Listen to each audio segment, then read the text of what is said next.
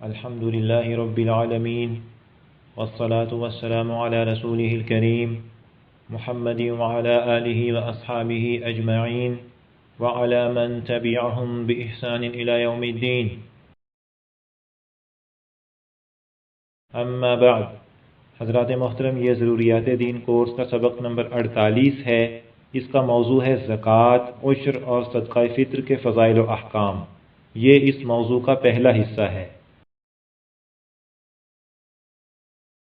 محترم سامعین، زکوٰۃ کی اہمیت اس بات سے سمجھیے کہ زکوٰۃ اسلام کے 5 بنیادی ستونوں میں توحید و رسالت کی گواہی اور نماز کے بعد تیسرا بڑا ستون زکوٰۃ ہے۔ قرآن مجید میں 32 مقامات پر نماز کے ساتھ زکوٰۃ کا ذکر ہے۔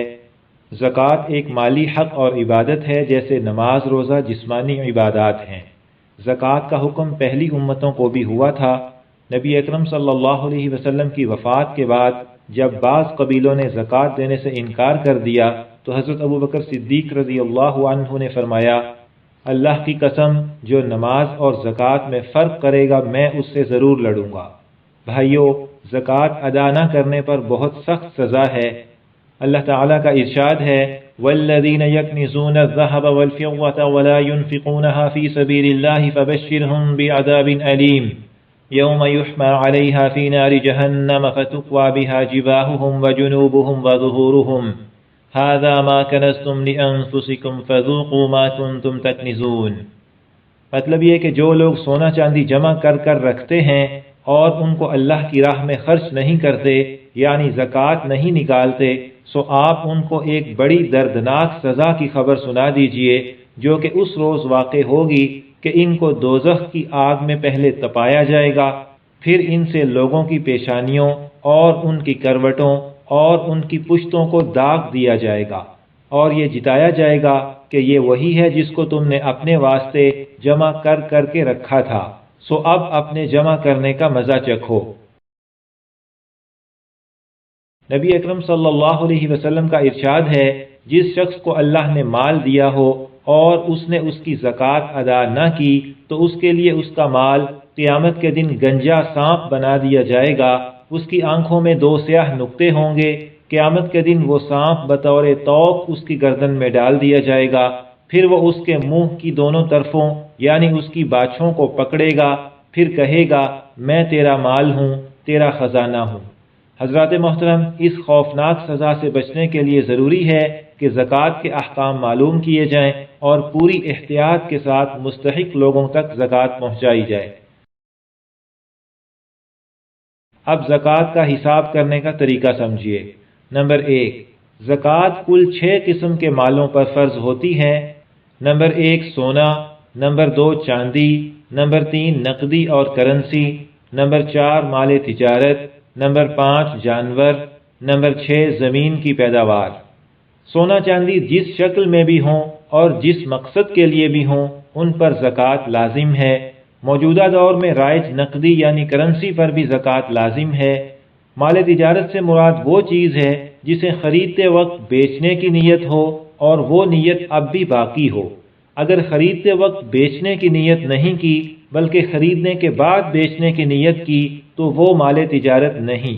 اسی طرح اگر خریدتے وقت تجارت کی نیت کر لی لیکن سال پورا ہونے سے پہلے تجارت کی نیت ختم کر دی تو بھی وہ مال تجارت نہیں۔ ان باتوں کی مزید تفصیل آگے آتی ہے انشاءاللہ تعالی۔ جانوروں میں 2 صورتیں ہیں۔ پہلی صورت یہ کہ سال کا اکثر حصہ خود چر کر گزارا کرتے ہوں، گھر میں ان کے لیے چارہ نہ لایا جاتا ہو، نیز دودھ لینے یا نسل بڑھانے یا موٹا کرنے کے لیے رکھے گئے ہوں، نیز اونٹ یا گائے یا بکری کی جنس سے ہوں یا گھوڑے ہوں۔ جن جانوروں میں یہ سب باتیں پائی جائیں انہیں سائمہ جانور کہتے ہیں۔ ان کی زکوٰۃ کی تفصیل دوسرے مالوں سے کچھ مختلف ہے۔ چونکہ اس طرح کے جانور عام طور پر لوگوں کے پاس نہیں ہوتے، لہذا ان کی تفصیل یہاں ذکر نہیں کی جاتی۔ جن کے پاس سائمہ جانور ہوں وہ حضرات دارالافتاء سے زکوٰۃ کی تفصیل معلوم کر لیں۔ جانوروں میں دوسری صورت یہ ہے کہ بیچنے کے لیے خریدے گئے ہوں۔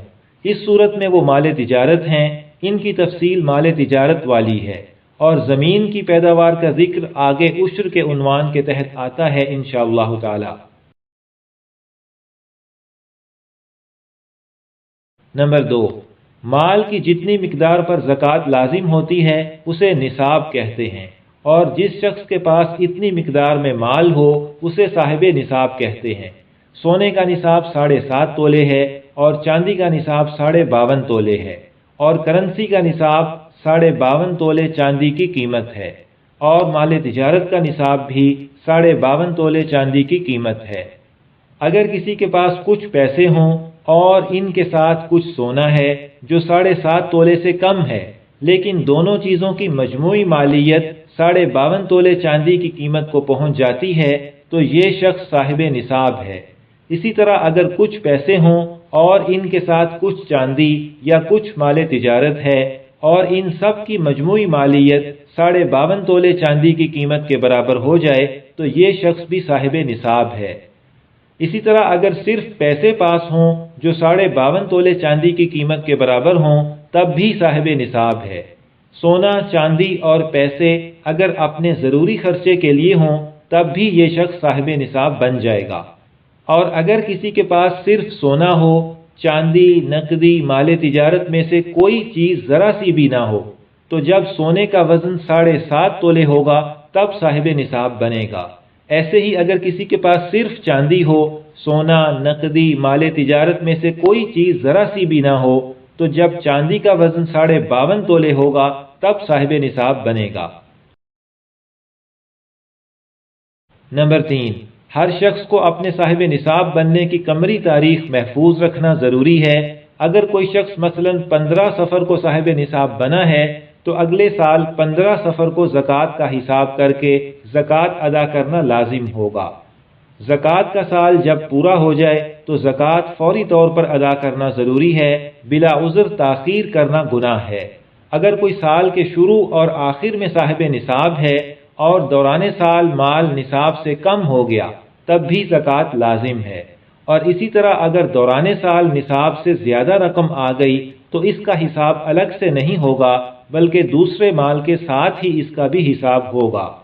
زکوٰۃ میں شوہر کی ملکیت میں جو چیزیں ہیں ان کا الگ حساب ہوگا اور بیوی کی ملکیت میں جو چیزیں ہیں ان کا الگ حساب ہوگا، لہذا دونوں اپنے صاحب نصاب بننے کی تاریخ لکھ کر محفوظ رکھیں۔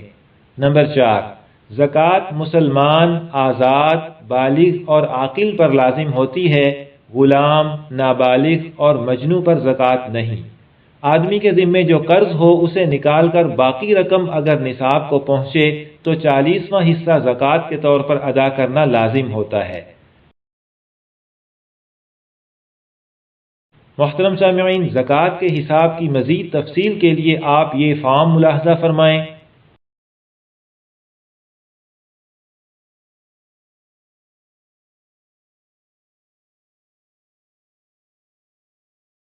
اور زکوٰۃ کے حساب کا ایک فارم آن لائن بھی دستیاب ہے۔